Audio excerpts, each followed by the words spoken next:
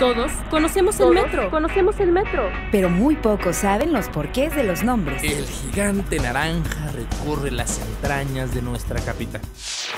En Vincularte tenemos todas las preguntas Y algunas respuestas sobre nuestro famoso metro. Es momento de traer los signos, íconos, historia y nomenclatura del metro al espacio que hemos reservado para esta cultura general del chilango o chilanga de a pie. el Conocimetro. ¿El qué? Conocimetro. El Conocimetro de Vincularte. El Conocimetro anuncia su próximo arribo a la estación Nezahualcóyotl, perteneciente a la línea B, direcciones Ciudad Azteca y Buenavista. La silueta de esta estación es la cabeza de un coyote.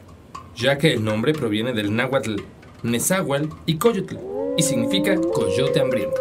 Nezahualcóyotl fue el tlatoani de la ciudad-estado de Texcoco en el México antiguo. Nació el 28 de abril de 1402 en Texcoco, actualmente un municipio del Estado de México, y murió en 1472. Era hijo del sexto señor de los chichimecas, Ixtlilxóchitl, Que significa flor oscura, señor de la ciudad de Texcoco, y de la princesa mexica Matlatzihuatzin, hija del tlatoani azteca Huitzilihuitl, segundo señor de Tenochtitlan. Al nacer le fue asignado el nombre de Acolmitztli, que en náhuatl significa felino fuerte. Pero las tristes circunstancias que rodearon su adolescencia hicieron que se cambiara el nombre por el de Nezahualcóyotl. A principios del siglo XV, el mayor centro de poder en la cuenca de México era Azcapotzalco, capital de los tepanecas. El señorío tepaneca bajo Tezosomoc tenía tintes tiránicos y después de un relativo fracaso militar, mediante una conspiración palaciega, logró expulsar de Texcoco y eventualmente dar muerte a Ixtlilxóchitl, padre de Nezahualcóyotl. Tiempo después, este tuvo la oportunidad de participar en una alianza con los mexicas, que además de vengar la muerte de su padre, logró derruir el poder tepaneca. Una vez que recuperó el trono, Nezahualcóyotl gobernó Texcoco con valor y sabiduría. Asimismo, ganó reputación de sabio y obtuvo una justa fama como poeta. Su amplia formación intelectual se traducía en una elevada sensibilidad estética y un gran amor por la naturaleza, que quedaron reflejados no solo en la arquitectura de la ciudad, sino también en sus manifestaciones poéticas y filosóficas. Nezahualcóyotl llegó a construir un jardín botánico adornado con hermosas pozas de agua y acueductos en Tezconcingo, donde eran habituales las reuniones de poetas e intelectuales. Algunos historiadores han manifestado que aun cuando los acolúas profesaban el politeísmo, él comenzó a desarrollar la idea de un dios único, al cual llama Tloquenahuaque. Varios de sus versos se encuentran actualmente plasmados en los muros del Museo Nacional de Antropología en la Ciudad de México.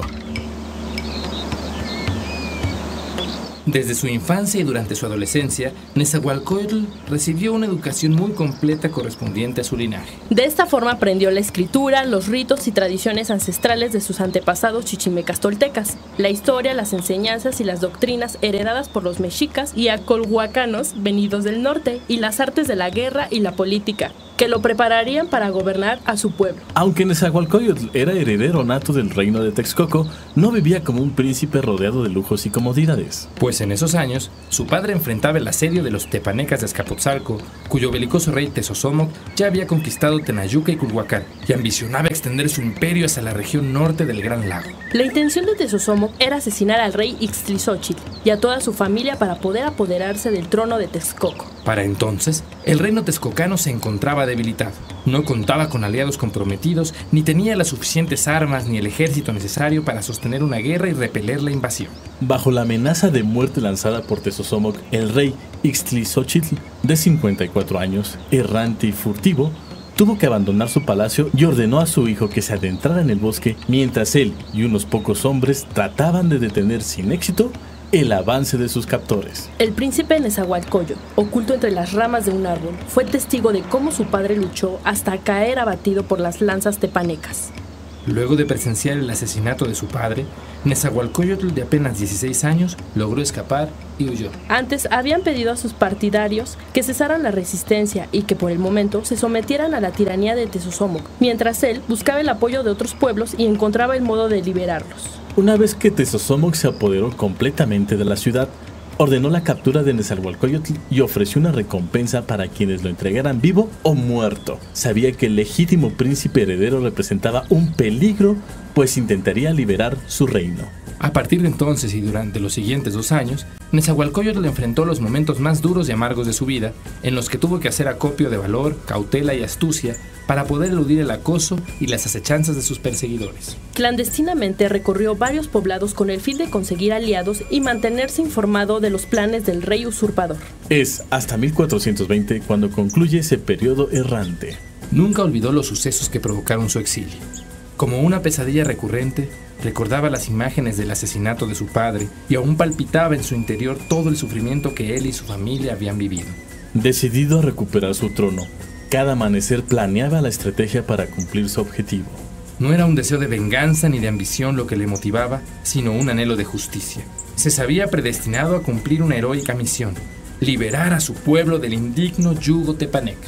Para entonces, el viejo Tezosomoc, debilitado y gravemente enfermo, sospechaba de las intenciones de Nezahualcóyotl y casi al borde de la muerte, encomendó a sus 3 hijos, Maxtla, Teyatztin y Tlatocatlipatzin, asesinar al príncipe destronado.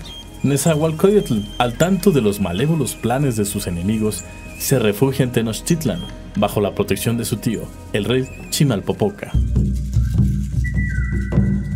Un año después sobrevino la muerte de Tezosomoc y Maxtla ocupó su lugar como soberano de Azcapotzalco. Aunque conocía el propósito de asesinarlo, Nezahualcóyotl asistió al funeral del patriarca tepaneca. Ambicioso y traicionero, el heredero de Tezosomoc no estaba dispuesto a ceder el trono de Texcoco a Nezahualcóyotl y decidió hacer prisionero a Chimalpopoca como represalia contra este por haber ayudado a su enemigo. Nezahualcóyotl, desafiando el peligro, llegó a Azcapotzalco para interceder por la libertad de Chimalpopoca.